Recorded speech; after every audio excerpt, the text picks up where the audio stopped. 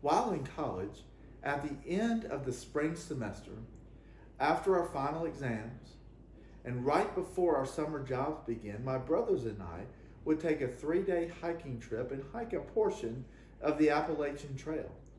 At this time of year, the trail was exploding with color and life. The rhododendrons were blooming, the azaleas were blooming, the creeks and streams were full from the winter snow melt and the spring rains.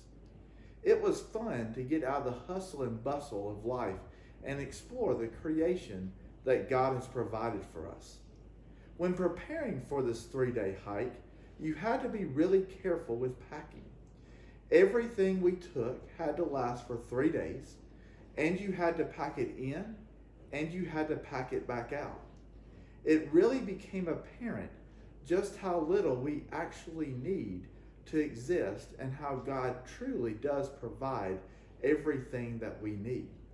Luke chapter 12, verses 27 through 31. Consider the lilies, how they grow. They neither toil nor spin, and yet I say to you, even Solomon, in all his glory, was not arrayed like one of these.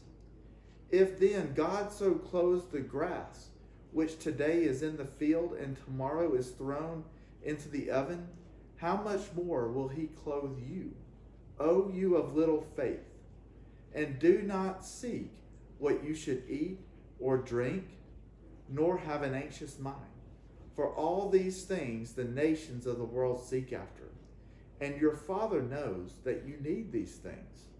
But seek the kingdom of God, and all these things shall be added to you. During our hikes, we would come across a meadow that was full in bloom of wildflowers. Walking along the meadow, we would see the colors and how they blended together. But knowing full well that the heat of the summer was coming, and eventually they would wither from the heat of the sun. I would think of this passage as we would look across the meadow and think, God very carefully planned and designed this field of wildflowers that is only here for a couple of months. How much more will he plan and care for us if we only let him? I have to hold on to these thoughts every time I walk into Publix. Seeing the bare shelves and the limited and rationed on what we buy creates a culture of unrest.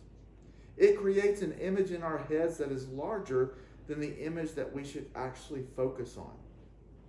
I take myself back to the top of this mountain and the wildflowers, and then I look at what God has provided for us. If we seek it, he will answer.